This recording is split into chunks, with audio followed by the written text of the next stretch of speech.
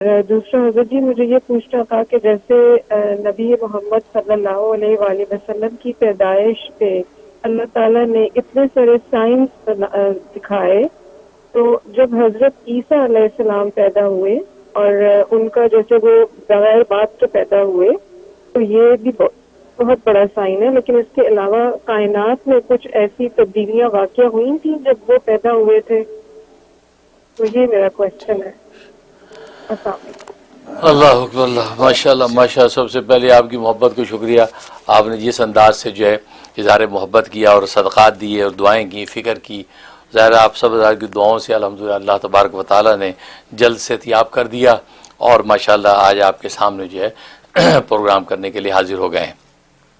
اور باقی آپ نے جو سوال کیا ہے کہ نبی کریم صلی اللہ علیہ وسلم کی ولادت کے وقت جو سائن دنیا میں کائنات میں ظاہر ہوئے، کیا اسی طریقے سے حضرت عیسیٰ علیہ السلام کی ولادت کے وقت بھی کوئی کائناتی سائنس ظاہر ہوئے تھے یا نہیں؟ تو جواب یہ ہے کہ جہاں تک میرا علم ہے تو میرے ناقص علم میں ایسا کچھ نہیں ہے کہ حضرت عیسیٰ علیہ السلام کا جس انداز سے پیدا ہونا وہ خود ایک بہت بڑا سائن تھا، بغیر باپ کے پیدا ہونا خود ایک بہت بڑا سائن تھا، اس حالت میں ان کا کلام کرنا یہ ایک بہت بڑا سائن تھا۔ پھر فیوچر کے اعتبار سے جو قرآن نے ہمیں خبر دے دی کہ ان کا پھر آسمانوں سے اتر کے آنا وہ ایک بہت بڑا سائن ہوگا،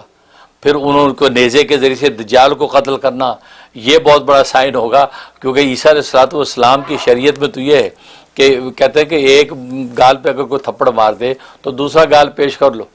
انہوں نے زندگی میں کبھی تلوار نہیں اٹھائی، کبھی نیزہ نہیں اٹھایا، اور وہ جب دوبارہ آئیں گے اور نیزے سے قتل کر کے نیزے کو خون دکھائیں گے دجال کا، تو یہ خود ایک بہت بڑا سائن ہے۔ جو شخص خالص روحانیت کی دنیا کا آدمی اور خالص مادیت کا جو ہے مظاہرہ کر کے دکھائے، یہ خود فیوچر میں ایک بہت بڑا سائن ہوگا۔ تو گویا کہ یہ میٹلسٹک مادیت کا معاشرہ، جو مادیت کی طاقتیں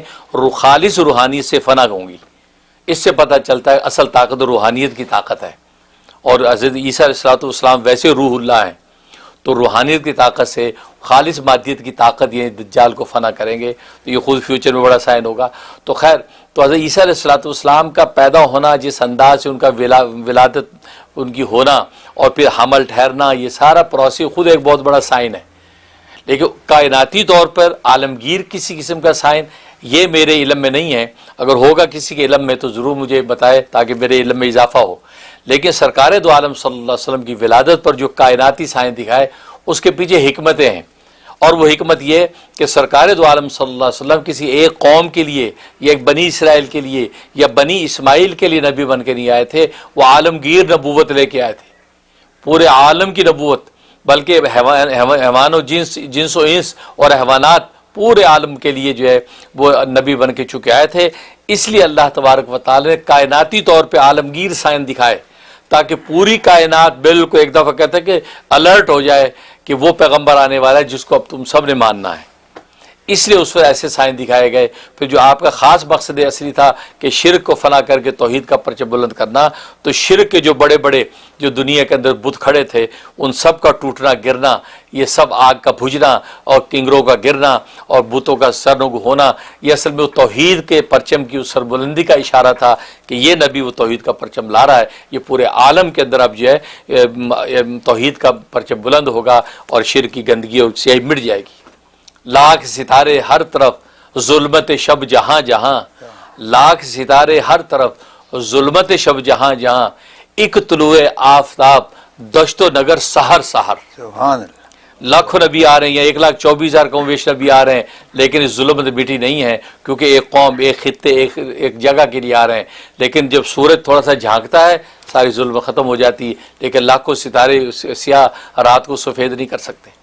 تو اس لیے نبی کریم صلی اللہ علیہ وسلم کی ولادت کے بعد یہ سائن عالمگیر دکھائے گئے، چونکہ عیسیٰ علیہ السلام چونکہ عالمگیر نبی بن کے نہیں آئے بلکہ بنی اسرائیل کے لیے آئے۔ خود انہوں نے فرمایا کہ میں تو بنی اسرائیل کی بھیڑوں کو جو ہے وہ درست کرنے کے لیے آیا ہوں، تو اس کے لیے تھا، اس لیے اس وقت یہ سائن نہیں ہوئے۔ باقی اللہ تبارک و تعالیٰ اپنی حکمتیں جانتا ہے، اور ہمارے نبی مکرم کی عظمت کے شان کے تحت یہ ولادت کے شان ظاہر کر دیے گئے۔ سبحان اللہ جی، بہت خوب۔